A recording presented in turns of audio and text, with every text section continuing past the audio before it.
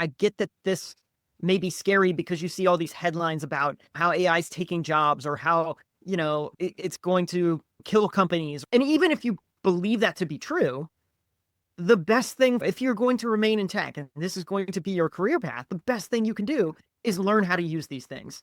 We are massively underestimating the incredible things that are about to be built. I think we're probably a little too scared about what's disappearing and not excited enough about what's coming. Everyone's trying everything. They're very promiscuous. They're happy to try pilots. They're happy to switch to something else.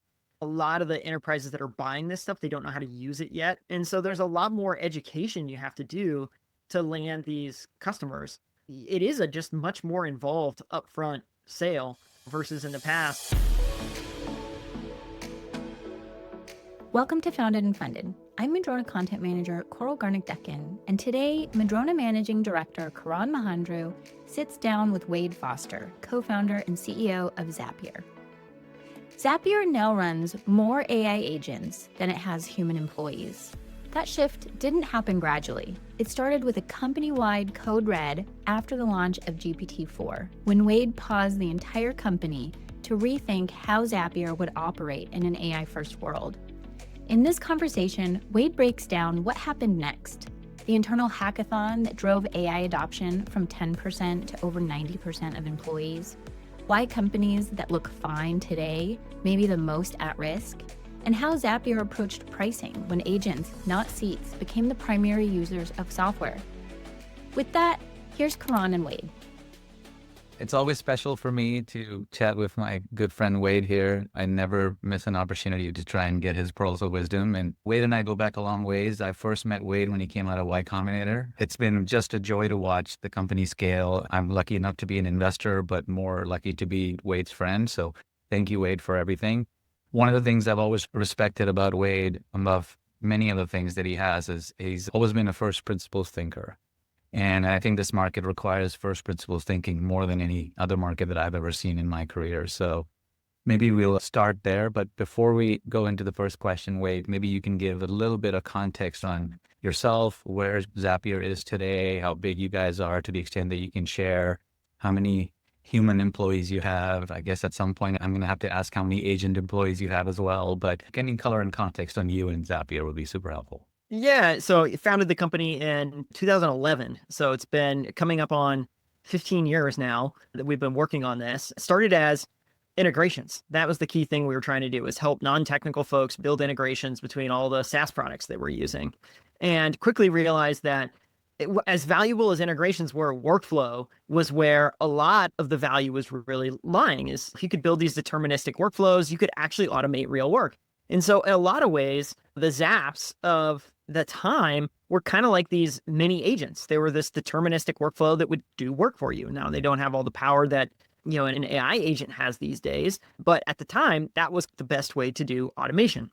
Fast forward to today, the business is doing well, several hundred million in ARR. It's got 800 employees working here, fully distributed, far more agents than there are people. I think that's going to continue to just grow and grow and grow. But we're still hiring people too. I do think that they're still, humans still are valuable too. I think they're both pretty uniquely useful. So I think that kind of catches folks up to where we're at today. We've had to do a lot of work to retool the company for the AI era, both from a product perspective, but also an operational perspective. And, it's still very much a work in progress. One of the things you didn't mention, which I think some people know, but some people don't, is that not only are you hundreds of millions of revenue, which makes you special, I think the other part that makes Zapier special is that you've done that with less than $1 million of venture capital ever raised in the history of the company. I think that puts you in very rarefied air. So congrats on all that. So let's go back to when ChatGPT came out. And I remember you and I had a conversation around the time, and you knew immediately that this was something that was worth paying attention to. That was October 2022. Walk us through that moment when it came out, what that represented for Zapier, how you felt, what your first few actions were, and then how did that sort of permeate across the organization? So walk us back there. We've been dabbling with AI a little bit before the ChatGPT launch. My two co-founders, Brian and Mike, had moved into IC roles in the company, and they were like, hey, this AI thing looks like it's going to be important enough that we should go figure out what this means ourselves. I was like, okay, I'll go manage the entire company. You guys go figure out what the next part of the company needs to become. That was like 2 months before ChatGPT. And one of the things they built was a text bot. And so it was a phone number that you could text and ask questions. And, I'd ask it things like, hey, what do you think I should get my wife for her birthday? Or like, I've got this weird toe pain. What's going on with that?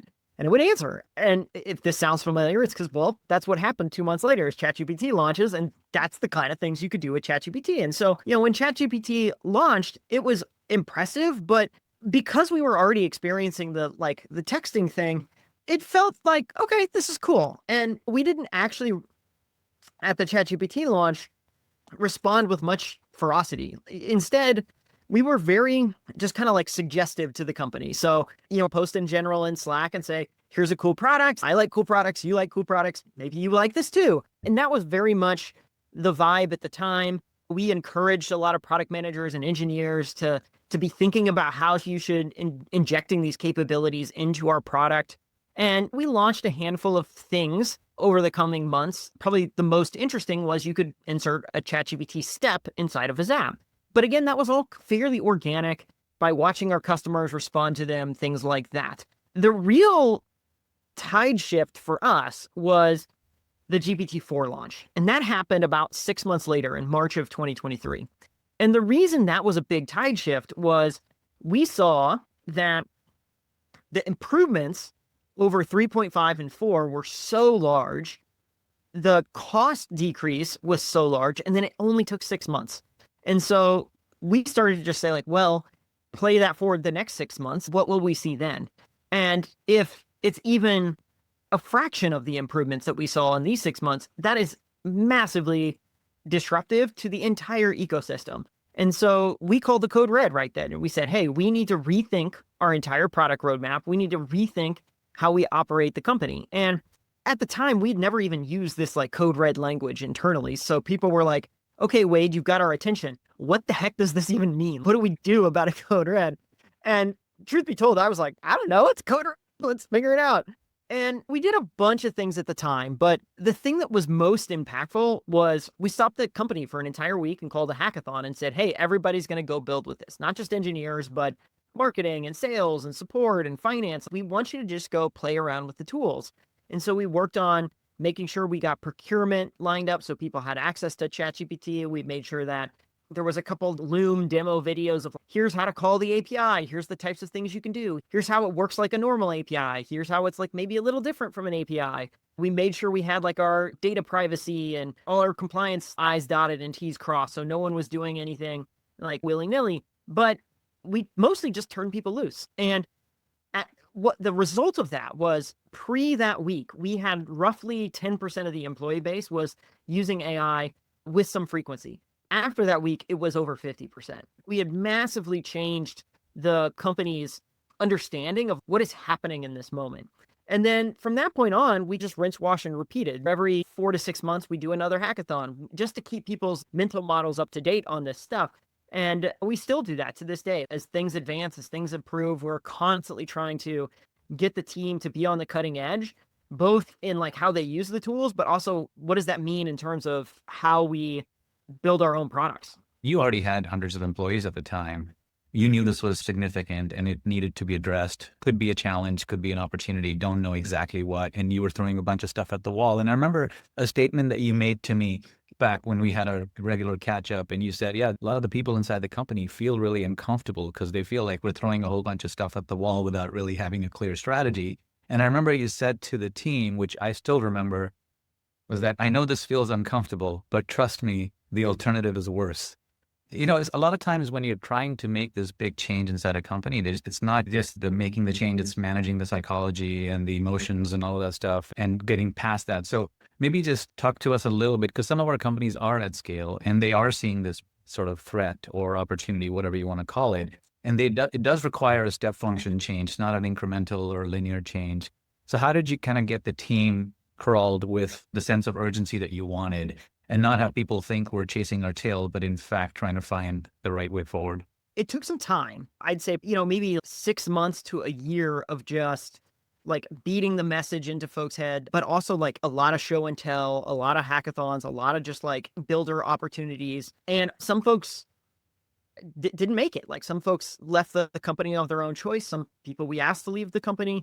But I think the mindset that I had just locked into was basically what you repeated is like, hey, this might be uncomfortable, but the alternative is worse. And the way I saw it for these folks is this is going to be the defining technology probably of my career and probably of everyone in the company's career. And if you are in a position and in a company that is going to help you and encourage you to yield these tools for maximum benefit, there is no better thing for your career than that. I get that you might be comfortable in the way you're working. I get that this may be scary because you see all these headlines about how AI is taking jobs or how, it's going to kill companies or all these sorts of things. And even if you believe that to be true, the best thing for you can do, if you're going to remain in tech and this is going to be your career path, the best thing you can do is learn how to use these things.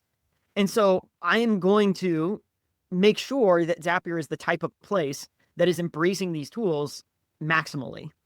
And so anytime I would bump up against friction inside the company where a manager or leader would be like, hey, there's a lot of change going on right now. I'm not sure that I'm not sure they're ready for this. I think they're pretty stressed. I'd be like, yep, I'm sure that's true. I guarantee they will be more stressed if we do not do this.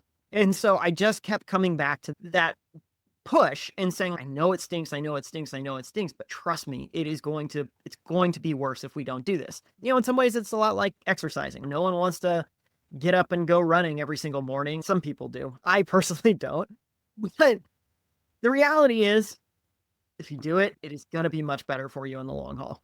It's interesting because Owen at Intercom wrote an essay. Intercom, by the way, is a customer service SaaS company, was troubled. It grew really fast and then basically hit a wall. And then ChatGPT came out and customer service became the first application that was outcome driven versus user seat driven. And he had to reinvent. He came back being the CEO. He reinvented the company, launched this product called Fin. So in some ways, it was an existential moment for the company. And one of the things he says in his essay is, I was willing to destroy the past to build the future.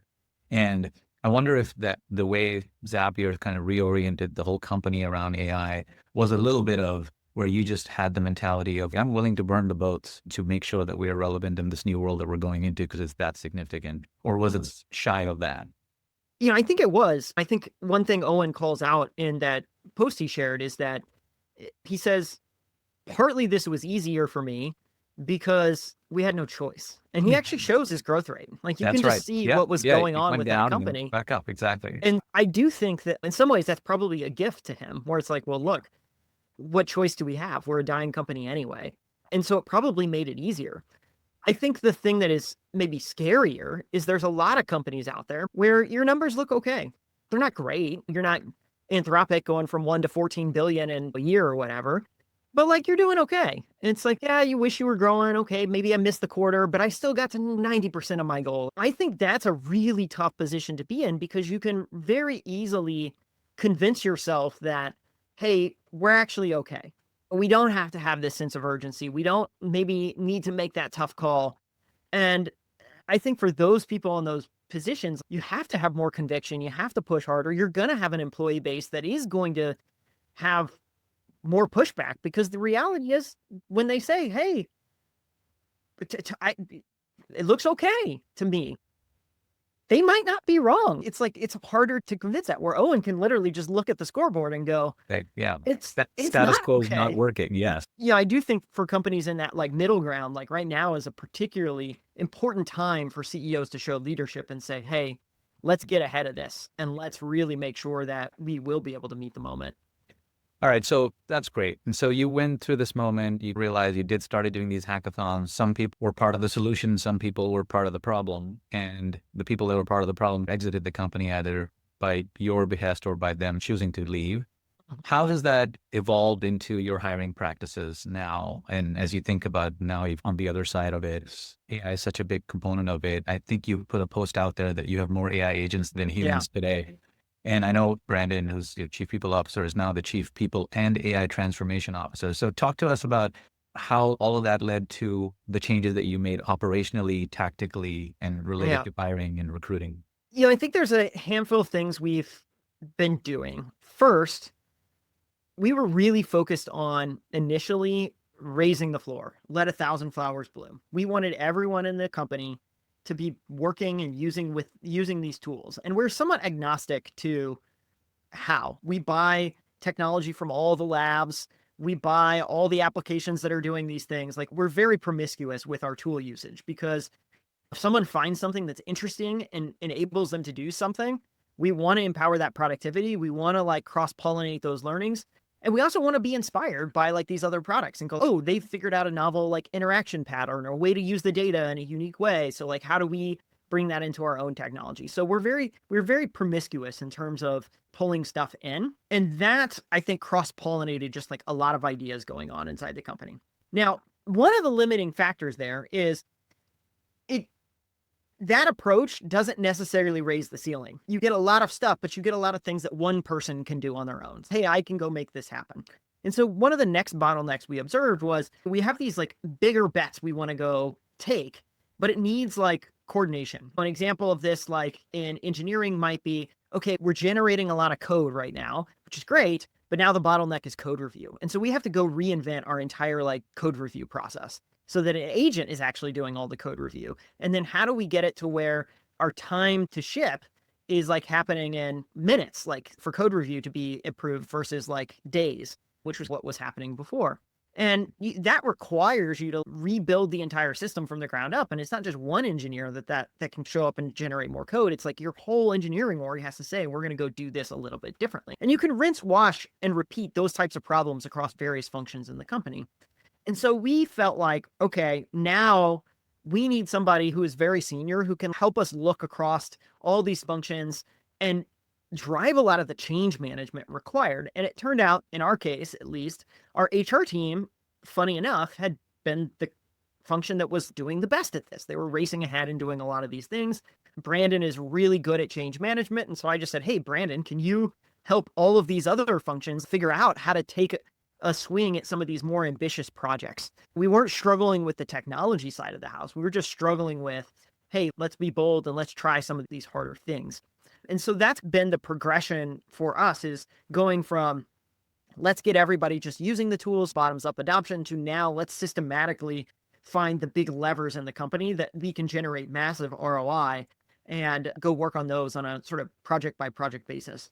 When I said in the beginning that you're a first principles thinker, there's constant examples of that. And the one most recently was the one that you just mentioned, which is the fact that your chief AI transformation officer inside the company is an HR. And usually companies have this preconceived notions that innovation comes from either product or some other group in the company. But in your case, like, look, some person in the company is amazing at change management. They've embraced it more than anybody else, and they're driving their group to perform at a level that you want every group to perform. So that's one of the things I really like hearing, and also just respect about you. So that's awesome. I think one of the interesting things about that with AI is that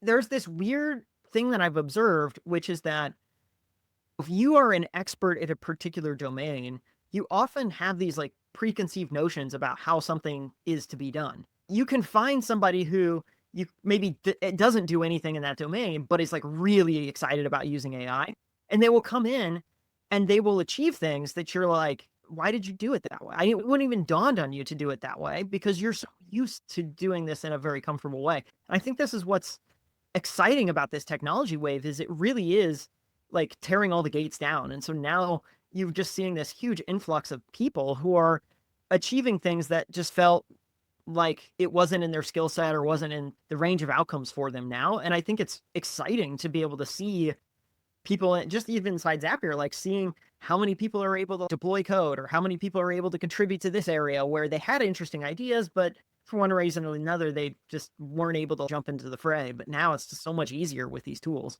Yeah. By the way, you mentioned code review as one of those problems that had to be re-engineered. Just out of curiosity, how much of the existing code of Zapier had to be refactored or rewritten, if you had to ballpark a number? And I asked this because this was literally a conversation I had with one of my other founders, where we talked about that we're going to have to refactor our code to be Yeah. written for agents as opposed to for humans. And Yeah, I don't know the exact percentage, but this is a very real problem. We've got a legacy monolith that's been around since 2011. And it's like that is the area where there's the most challenge for. Ironically, it's hard for a human, but it's also hard for an agent to get in there and work on those things. Whereas like greenfield stuff, very easy for an agent to jump in and go, hey, I'm going to go build you a thing. And so, yeah, there's a fair amount of work in those areas to make sure the code base is easily able to be worked in by an agent. all right, so let's move to one of the other trends that's happening, and it's not necessarily a trend, it's the reality, which is not only is the code and the product need to be reinvented, but so does the business model for a lot of these companies. And so we're sort of moving from workflow that was sold to departments on a user-based pricing model to now outcomes that is delivered by agents with consumption or outcome-based pricing. I know pricing at Zapier has been it's the most interesting story because I remember your first pricing matrix, which was Fibonacci series. And I'm curious to hear, did you try to apply the Fibonacci series again to your outcome-based pricing? We did not do that again, no. Okay, walk us through. How did you figure out the whole business model? And has that changed and evolved since you've incorporated AI, or have you stuck to user-based pricing at this point? We've almost always had some form of like usage-based mechanism inside of Zapier. And so early on, we metered by counts of zaps and counts of tasks. But I think the thing that we had to go refactor was we did a big price change in 2024 was the way we had rolled out our usage-based pricing was very confusing. It was confusing to humans. And if it's confusing to humans, it's probably going to be confusing to an agent. But in particular, the problem was that some plans you could have usage-based pricing. Some you had to move between subscription tiers. It was somewhat arbitrary, like why some plans worked the ways that they did. And as a result, you could just see in our customer feedback that people were just feeling like Zapier was nickeling and diming them and just not treating them very right.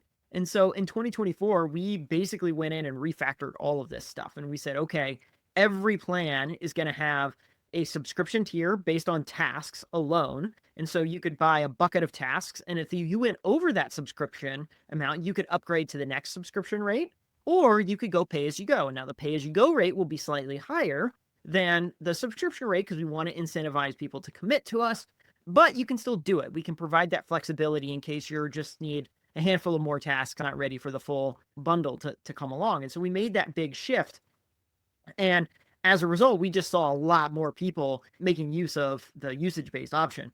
And so now that's something we've just leaned into all across the entire portfolio is to say, hey, how do we make sure that anytime we're launching something that we can boil it back to this usage-based approach versus continuing to bolt on like a feature here that costs an add-on or a new product there that costs another add-on. And it just continues to confuse the whole thing. And I don't want to put Zapier up as like on a pedestal to say we've done this part particularly well, but I do think that when you think about how software will be consumed in the future, it's very likely that you're just going to see more and more software is used by an agent and not by a human. And if that is the future, it also seems pretty likely that the agent is going to choose what software to use. It's going to choose what software to buy. And now how it buys it, maybe they're just buying by like spending tokens. Right now, we de facto give these agents a budget by allowing them to spend tokens, even though we're not giving them like a physical wallet.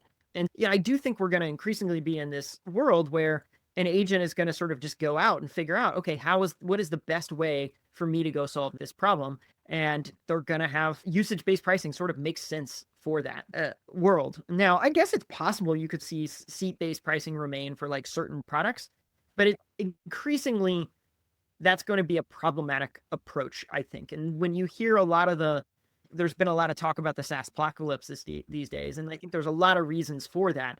But the one that resonates the most with me is how much AI eliminates the need for seats. And so the SaaS is still useful. It's just, you just don't need the same number of seats that you needed in the past.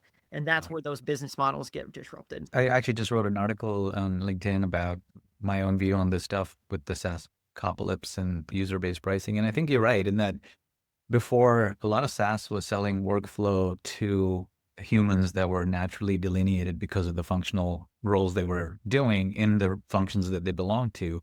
Agents don't respect those boundaries like we did in a human world. And so I think this is where the whole importance of the whole context graph comes into play for the future of AI productivity software, because AIs can go across boundaries. You don't have to have a product for sales and someone for marketing, one for customer success, because the humans are, it's that the agents can go across those boundaries. And you've always lived in the glue logic between these functional roles, because Zapier was always about connecting these roles. And so I'm curious to hear if this conversation around these context graphs that power AI agent outcomes that go across boundaries is a threat to the value prop of Zapier, which was doing that anyway, but still selling to humans in those departments, or is that an accelerant? I think it can be both is the honest answer. If your sort of view of Zapier is like, hey, this is a dumb pipe that pushes data from one app to another, then yeah, that part is increasingly getting commoditized. It's much, much easier to do these things. If the view of the future is, hey, something has to reliably run these workflows, govern them appropriately, make sure that it's deployed in a way that an enterprise feels comfortable. Those are the areas where I think it's a huge opportunity for Zapier, because we have a long history of doing this stuff very, very well. And if our product roadmap can innovate fast enough to make this stuff interoperable, governed, etc., we're better positioned than any other incumbent or startup to go tackle these things. And I think this is true for most people right now, is there's aspects of your business that don't look so great when you look forward, but then there's probably aspects of your business that are like very well positioned to take advantage of these trends. And so you have to figure out, how do you take some of the things that you've built that are valuable and repackage them up to ride this new wave. Got it. Actually, that brings me to a question that's asked in the chat about when you mentioned governance and guardrails. So the question is, how do you think about the UX of guardrails for agents? So the more conservative enterprise customers selling into regulated verticals and things like that can also trust agents with critical work. Yeah. So the thing we've observed, the pattern that works the best, is when you are building a workflow, this is where it's really great to work with an agent that's non-deterministic, probabilistic, because it has the flexibility to go back and forth with you to figure out, like, what is the workflow that you like. And then once you get it to complete a task, you have this like magic aha moment. You're like, holy crap, that worked. This is incredible. Then you start to go, okay, I want to do this over and over again now. And at that moment in time, that's where you want the agent to go build something that's deterministic. You want to say, okay, we figured out how to do this thing. Now I want you to repeat it the same way every single time. Maybe that's writing code, maybe that's deploying a Zap, whatever it is, you want it to operate in a very structured way. I almost think about it as this like creation moment where there's a lot of back and forth, and you have the like probabilistic moment, and that's like a really powerful building mechanism. And then there's the operating workflow that's like the repeated thing in the background. And that's where enterprises really want things to work the same way all the time. That sort of build versus run dynamic is the thing I think people are learning how to go do. The other question here is, you recently launched Functions, and AI is really good at writing code. How have you seen AI change the way that teams think about building workflows and integrations? Yeah, I think it comes down to the thing I just described. When you think about the workflows of the future, they're very likely going to be a coding agent that's going out and building these things, and it's hooking into the tools that you use. At Zapier, we use Zapier MCP and the SDK a ton to help build these tools. And so like just this morning, I was building out a hiring workflow where I had figured out we do these bar raiser exercises when we're hiring. And my workflow describe the bar raiser exercise. Basically, my role in it is I still approve every hire that goes through.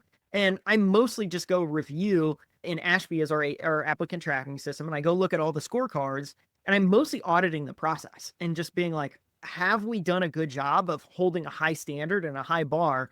Or do I see us falling prey to like common patterns, where a common pattern might be there's like soft yeses across the board. And so no one's like sticking their neck out to say this candidate's not good enough, or they're missing certain like dimensions where maybe they've screened them really well for like technical competency, but they haven't really done a good job at a value screen. So like there's missing data there, or maybe the references are very rosy and you can tell they didn't ask like the critical questions. And these are the things I'm usually auditing to say, like, have we actually done a good job to really understand, is this person a great fit? So one of the tools that I recently built to help me with this is I have a hiring council skill that spins up a bunch of sub agents. Those sub agents go independently review the scorecards, come Hmm. back with their own assessment on, is this candidate going to raise the bar? And each of those Hmm. sub agents pretends to be a different persona. And so one Hmm. might be like a hiring expert, one might be a domain expert, one might be a CEO, one might be a like thrifty Yeah. CFO, one might be a wartime operator, like, a bunch of these different personas to say, does this candidate truly do it? And so the way I was doing this workflow is I would go into Ashby, I'd copy and paste all the data out of it. I'd come into Cursor, invoke the War Council. When I get the feedback back, I'd go over to Slack or I'd go paste it into a Google Doc, and then I would share the Google Docs. So it's just this cumbersome, like multi-step little process.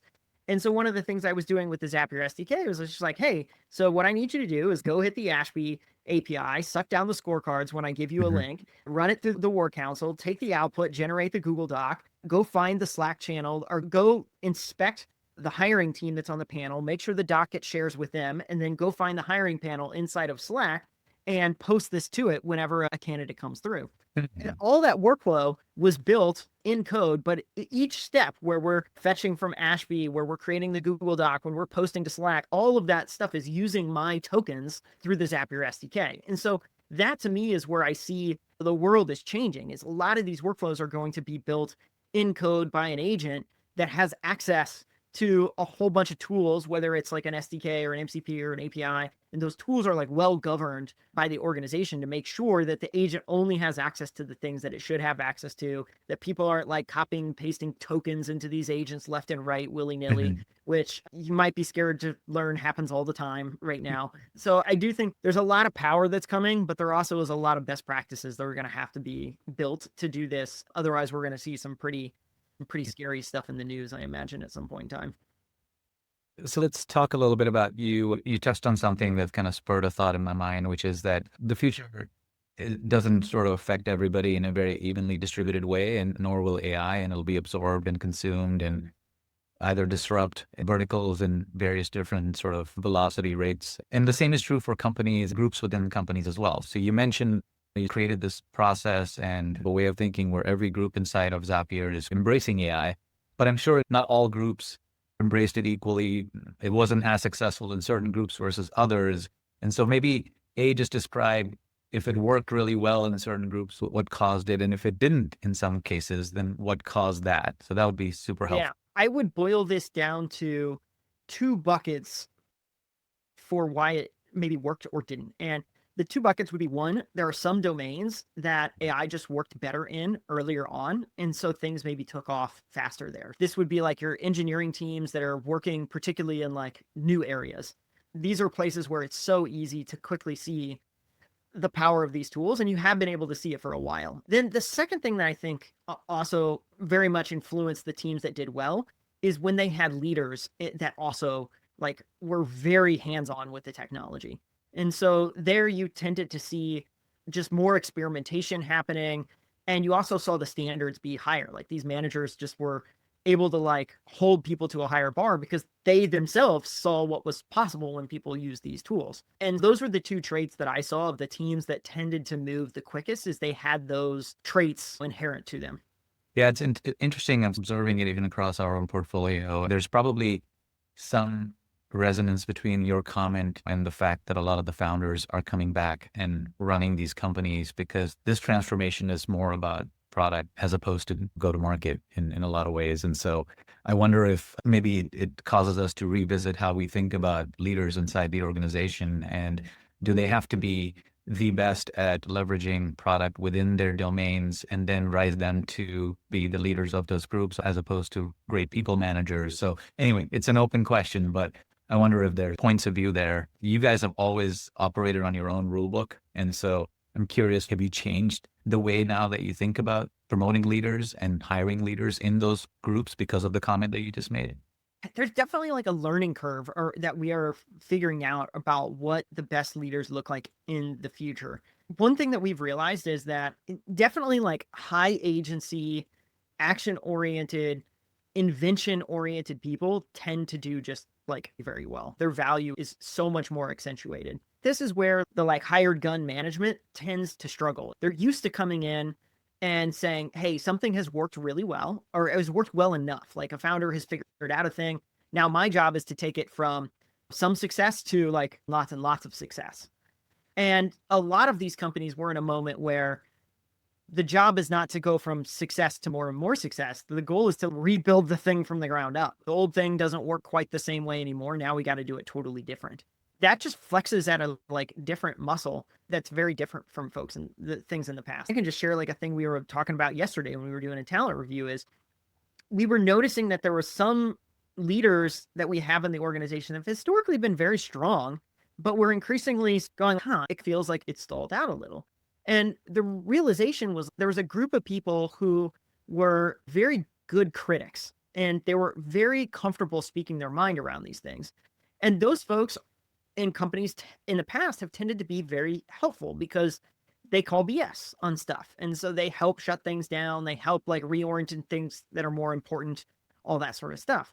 But one of the failing traits of that personality is that they aren't as inventive. They're like, what should we do? What is the thing we have to go build?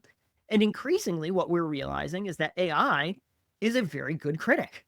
All of a sudden that task, that job of being like the BS detector is increasingly getting delegated to these like counsel skills and things like that are able to say, hey, you don't have clear DRIs, you don't have this and this, your operational plan is weak on this dimension, you need to go fix that. Then you're like, okay, how should I go fix it? That's where like these high agency, creative, get stuff done people are like increasingly very valuable. And it's just like little things like this that you just observe by using the tools more and just like trying to figure out what is valuable, what is not. I'm sure that like over time, even some of what I just said will change. Like I'm noticing there's this like whole thing, I don't know, 6 months ago where it was like the agent, it's not as creative as me. And like I'm finding for more and more tasks, I just ask the agent, like, what would you do? And it's pretty dang good. And so, is creativity like an edge anymore? Like for certain things, sure. But there's a lot of jobs where you're just like, I just need like the normal answer here. Can you just give me the normal answer so we can get going? Yeah. Yeah, It may not it's be weird. it may not be creativity, but I think judgment is still as important, if not more important, given that you can create a lot of things. But at some point in time, I think you need judgment on top. Anyway, Yeah. Guy's getting pretty good at judgment too. that's good. I don't know. I'm counting the days until it starts investing in people and companies, and I can go sail in the sunset as well. Yeah, it's odd. Like you Yeah. just have these moments the more you use it where all of a sudden you start to realize this task that I've done for a long time, I don't know that I'm any better at this than the tool is. So Yeah. I guess I'm just going to let the tool do it now. What do you think in that sort of world? Now we're talking about the future. There's so much narrative right now, and as Buffett said, in the short term, the markets are voting machines. In the long term, they're weighing scales. And so we might be in the weighing scale part of SaaS, and we're still in the voting side of AI, although we're getting pretty close to the weighing side as well. What do you think people are underestimating? What do you think people are overestimating is in all this narrative? There is the doom and gloom scenario. There's also like just the greatest time in history to create jobs and tools and software and produce outcomes and help society. I don't want to get too motherhood and apple pie, but as you think about and read all this stuff, and from your purview of building workflow software to make people more productive, what do you think we're overweighing and what do you think we're underweighing? I think it's human nature. It's easier for us to assess loss than it is to imagine gain. I think societally right now, like you see the headlines filled of things that AI is taking from us. And so I think it's much easier for us to go, oh my, this is what is disappearing. But the reality is there's just as much that's being created, if not far more. The demand for code and software and all that stuff is going through the roof. Insert something, Javon's paradox here. And I think we're just in this magical moment where we are massively underestimating the incredible things that are about to be built. Yes, AI is increasingly taking more and more tasks away, but oftentimes those tasks were like not all that interesting and valuable in the first place. And they're freeing us up to go do bigger, more ambitious things. And so I don't know. That's how I would answer that question is like, I think we're probably a little too scared about what's disappearing and not excited enough about what's coming. I totally agree with you. If you, obviously Zapier is at scale and you're trying to change engines and change things while you're in flight, but We have obviously a lot of companies that are very early in our portfolio, just getting off the ground, sometimes don't even have a product released yet. So if you were rebuilding Zapier from the ground up today with everything that is around you, tools, technologies, you're now 15 years older and wiser. What would you do differently if you were to build Zapier in an AI native world as opposed to in an AI enhanced world? Gosh, it's so much different, right? Building is easier than ever. So that's the exciting part. Like code is not expensive anymore. It's much more trivial to go build these things. I think the bottleneck that I think most startups are running into is attention Yeah. and distribution. It's like, how do Mhm. you actually get anyone to notice you or care about what you're doing? And that is just like really hard these Right. days. You've got a lot of saturated channels. You've got channels that are decaying. You've got new channels that are not obvious, like how they work yet. Obviously, like you can go viral for a minute, but like that attention comes and goes Yeah. super And you guys, fast. So and I know Zapier did so well with organic content marketing in the early years to get that attention. Has that evolved as well for oh, you all? 100%. Yeah, it still is like a really important channel for us, but increasingly we're paying attention to what do these agents recommend? How do we show up in ChatGPT and in Claude and inside the coding agent and all that sort of stuff? We want to make sure that they think Zapier is a good solution for the various problems that are being asked of it. Yeah, that's interesting. I think one of the other things we've noticed is how I wrote this in my LinkedIn article, which is the land and expand funnel in AI is inverted, which is in SaaS world, you could land and that took a bunch of time, effort, money, resources, people, and then expansion was a little bit easier. Today, to your point, it's easy to build product. It's easy to sell product because a lot of people have experimental budgets, but we don't know if those deals are going to renew. And so in some ways, the expansion is the land. How do you feel about that statement? Do you feel like attention is obviously an issue, but I think durability is probably another issue that a lot of companies are dealing with, which is you get a few logos, but they don't renew because people are trying everything. Yeah, everyone's trying everything. They're very promiscuous. They're happy to try pilots. They're happy to switch to something else. I think another thing that's very unique is that a lot of the enterprises that are buying this stuff, they don't know how to use it yet. And so you do have like big heavy services, and the rise of the FDE, has become more and more important because they want the outcomes, but they're not exactly sure even how to use the software. They're like, what exactly is this? And so there's a lot more education you have to do to land these customers. And so it is a just much more involved upfront sale versus in the past. The S's have flipped on SaaS. It's now services software. Yeah. Yeah, it's just a very different world. Like when we launched, we were so focused on how do we make the product so dang easy you don't have to talk to a person. And now I believe you can do that with AI products, but there's also so much that the customer doesn't know Yeah. that it feels like to get the best outcome, you do benefit a lot from having a guide show you how. Yeah, that's totally true. So speaking of outcomes, are you planning, that was a question as well, are you planning to move to an outcome-based pricing model, or are you going to stick with usage and consumption? Yeah, we're sticking with usage for the time being. We're a pretty horizontal product used across a lot of different areas. So we don't have any intents to move to an outcome-based model. I'm not sure it makes sense for Zapier, but we have an open mind on pretty much everything. I think that's maybe the meta learning is that pretty much anything we felt was a settled issue in the past, we're coming back to and saying maybe it's not so settled anymore. Yeah. Yeah, one thing I've observed, at least in my career, is that, and speaking as a sales and marketing hat on, I feel like 50% of your customers might prefer an outcome-based model, but 100% of them want the choice. And so it might be the most I can offer as far as insight. And I think it's worked in a couple of cases with folks, but anyhow, I know we're out of time. Thank you, Wade. It's always a joy and a pleasure to talk to you. If I spent all my waking hours listening to you, I'd be a lot wiser than I am today. So thank you for being so gracious with your time.